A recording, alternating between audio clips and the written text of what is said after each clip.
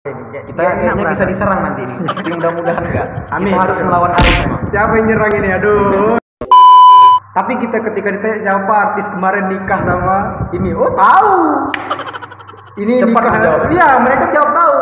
Oh, bahkan mereka tuh hafal itu sampai nama-nama. Oh, ini nikahnya pada bulan segini, tanggal segini. Waduh, dia hafalannya Roman luar biasa gitu kan.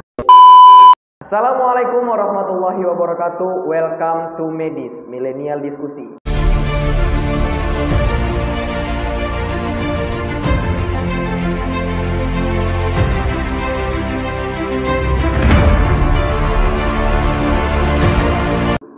Sobat Medis, seperti yang biasa kali ini kita akan membahas berita yang hangat ya.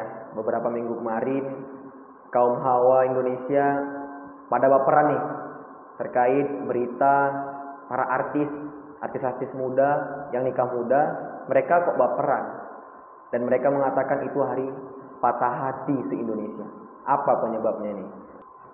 Di sini kita akan membahasnya, kita akan mengupasnya, kita akan berdiskusi. Dan buat sobat medis, jangan lupa tekan like, komen, and subscribe dan nyalakan loncengnya. Subscribe itu gratis, nggak butuh tenaga. Stay tune. Baik sobat medis, kali ini kita sudah bersama Abang Da Januari Riki Effendi Esos. Assalamualaikum Abang Da. Waalaikumsalam warahmatullahi wabarakatuh. Apa kabarnya hari ini Bang Da? Alhamdulillah Siap, semangat ya. Insya Allah. Karena kita kali ini akan membahas topik yang agak seru nih Bang. Wih, mantap. Apa ini? Kita kayaknya bisa diserang nanti ini. Tapi mudah-mudahan enggak. Amin. Kita harus melawan arus memang. Siapa yang nyerang ini? Aduh, jangan nawa-nawa haters lah ya. Berbahaya memang Bang. Nah kita nih kali ini Bang membahas tentang kaum hawa milenial Indonesia yang beberapa minggu kemarin kan Abang tahu nih kasusnya pada baperan semua. Orang nikah, artis-artis muda nikah, mereka baperan. Sampai berani mereka mengatakan katanya itu hari patah hati se-Indonesia. Oh no. Siapa yang mendeklarasikan? Jadi menurut Abang nih, bagaimana tanggapan Abang terkait kaum hawa yang bertipikal seperti itu? Oh, sebenarnya kan fenomena ini bukan hanya beberapa minggu ini kan. Sejak kemarin itu populis Islam ini bangkit, kita katakanlah seperti menjamurnya komunitas-komunitas Islam, ya kan, menjamurnya pemuda-pemudi yang tergabung di suatu komunitas, ya kan, dan juga bergabung di organisasi keislaman dan segala macam. Ini sudah menjadi tren agaknya beberapa tahun yang lalu, ketika artis-artis yang muslim atau muslimah itu yang ada yang mungkin yang soleh dan soleha itu nikah muda, maka para kaum hawa ini atau kaum hawa ini menjadi tersentuh hatinya dan pengennya begitu, ibaratkan kata mereka itu ini sempurna, udah sunnah rasulnya gitu kan. Nah, kalau tanggapan saya sebenarnya begini, simple aja sih, nggak ada yang salah sebenarnya. Kalau kita berbicara tentang pernikahan itu nggak ada yang salah, karena pernikahan itu kan ya kita bilang sunnah rasul ibadah. Nah, jadi setiap orang yang menikah itu pasti mendapatkan berkah dari Allah Subhanahu wa taala, dan kita ada positif negatifnya ini. Pertama, positif itu bisa dari begini. Dengan adanya itu maka meminimalisir mungkin pacaran, ya kan? Karena banyak anak muda saat ini, muda-mudi itu pacaran dan segala macam. Negatifnya berlebihan nih jadinya kaum hawa ini kan. Kita lihat kalau ada artis sedikit saja yang baru melangsungkan pernikahan, lalu dipost di media sosial, di Instagram, Facebook dan segala macam, itu sudah luar biasa viralnya ya kan, luar biasa diposting di WhatsApp sampai viral kita kata. Bahkan tadi kata saudara Ahmad tadi kan hari patah hati sedunia. Ya, hari patah hati se-Indonesia. Sedunia pula jadi. Se-Indonesia. Seperti kemarin Muzamil nikah. Iya. Kan juga ada atau ustaz muda Nata Reza dan segala macam lah itu nikah. Nah, jadi ini apa yang kita bilang? Jadi itulah pandangan saya mengenai baik. Dibilang baik ya sah-sah saja sebenarnya kalau ada pernikahan kita itu antusias. Nah, juga ada positif negatifnya tadi. Positif itu bisa dikatakan bisa menghindar para muda-mudi ini agar tidak pacaran, berzina dan segala bukan pada tempatnya, bukan pada syariatnya. Tapi satu sisi ada negatifnya dan berlebihan tadi. Betul. Ya. Berarti bisa kita simpulkan bahwasanya boleh saja kita antusias untuk semangat melihat para artis-artis muda yang hijrah menikah gitu kan. Ya. Tapi pada intinya nggak boleh berlebihan ya. Iya itu. Agama pun melarang. Betul. Setiap sesuatu yang berlebihan itu nggak baik. Nggak akan baik. Lalu menurut abang nih terkait peristiwa yang lagi viral nih kaum hawa yang lagi baperan ya. Apa sih yang mendasari mereka gitu kan? Kok bisa mereka dari kita ketahui senang lah gitu kan melihatnya, tapi kok berlebihan gitu, kok sampai baperan gitu. Takutnya terganggu iman itu bang. Ya. Ini bentar minta maaf dulu sama kaum hawa ini. Jadi gini ya kan. Oke, ini agak seru ini. Tadi saya buka dengan standar dasar dari kan. Ya, betul. Jadi apa penyebabnya ini? Jadi kan perempuan ini suka bawa perasaan, segala macam sesuatu dibawa perasaan. Kalau misalnya apa tuh ya, kalau ada yang menikah, mereka aduh pengen gitu, kapan gitu bisa bersanding dan segala macam, itu langsung ke bawah perasaan. Tapi nggak tahu efeknya. Iya, efeknya itu sebenarnya mereka jadi lupa segala yang di dunia. Betul. Dan itu nggak sampai kepikiran, logika mereka juga nggak sampai, karena perempuan itu memang mengutamakan perasaan. Jadi ketika mereka itu melihat, apalagi artis hijrah ini, dulu mereka mungkin suka sama artis luar negeri ya kan, yang mungkin tidak beragama Islam.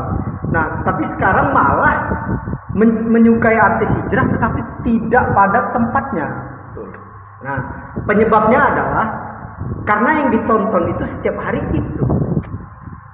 Contoh, ini kita nggak ngambil apa ya, kita sambil secara umum aja.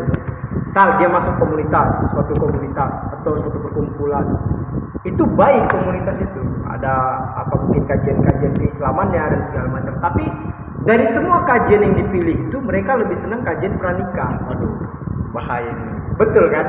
Nah, kajian tentang misalnya bagaimana cara menikah dini misalnya.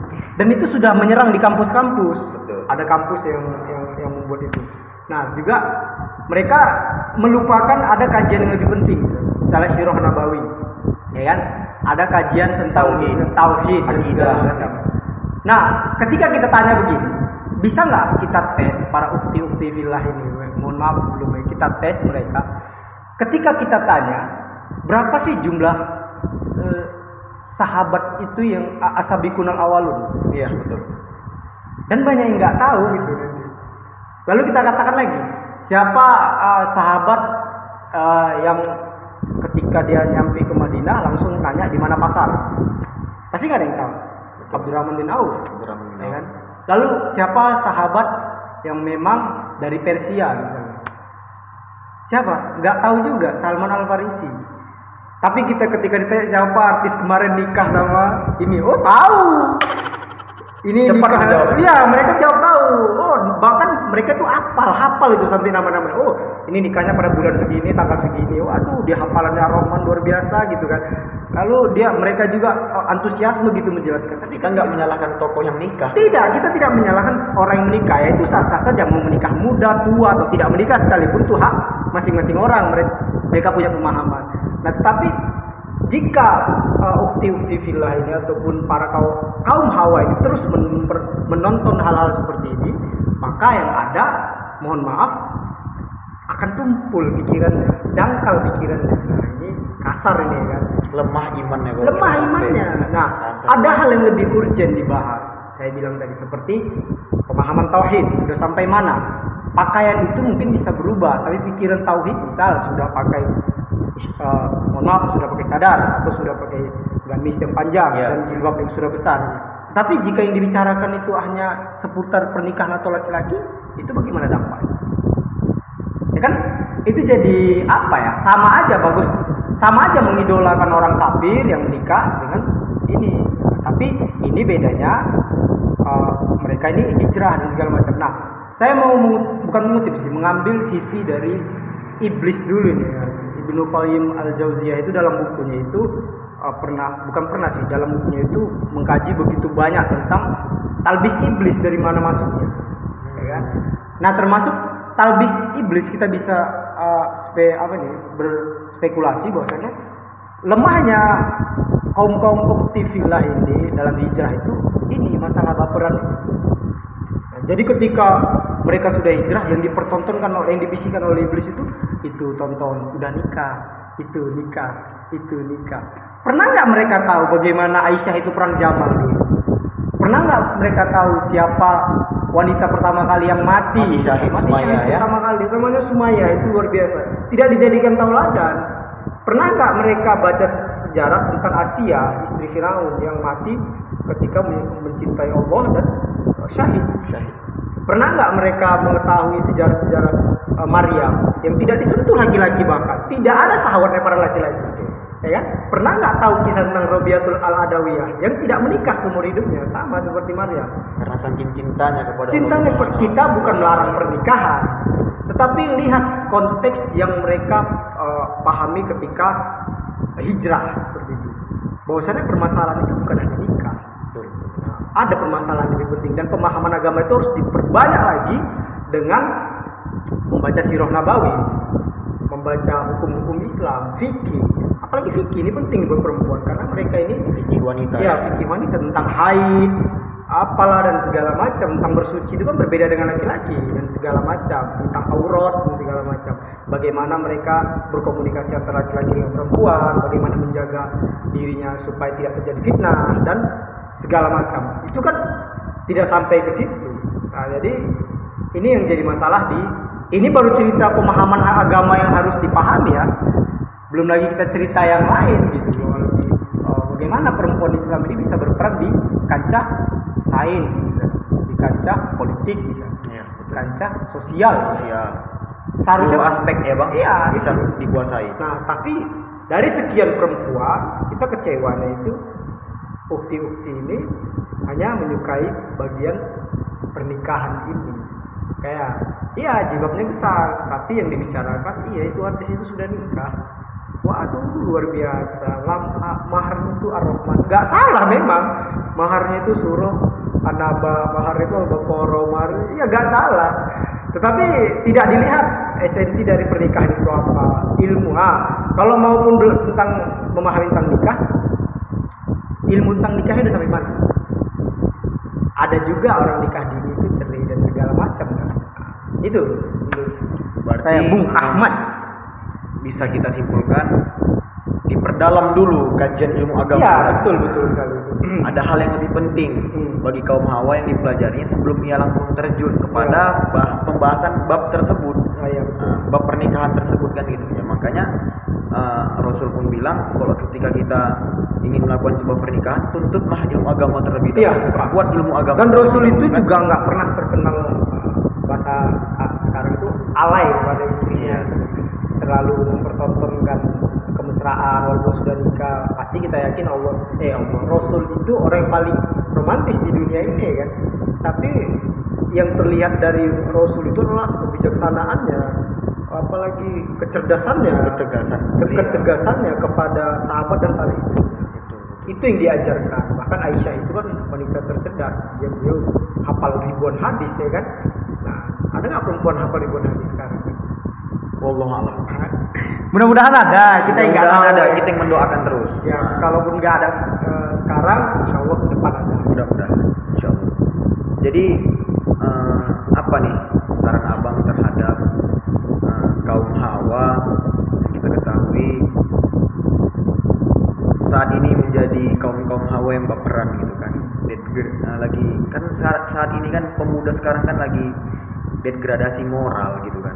Seharusnya kaum hawa pun bisa mengambil peran gitu kan untuk kepentingan agama, kepentingan bangsa dan negara. Nggak usah, udah tinggalkan dulu pembahasan seperti itu. Ada yang lebih penting seperti itu kan. Nah, jadi bagaimana saran abang agar kaum hawa ini bisa menjadi dan mengambil contoh itu para syuhada kaum wanita di zaman Rasul seperti Sumayyah abang bilang tadi, Rabiatul Adawiyah, masih banyak, Fatimah, Siti Khadijah yang bisa mereka ambilkan sebagai patron gitu kan. Bagaimana saran dari abang? Ya, kalau saran ya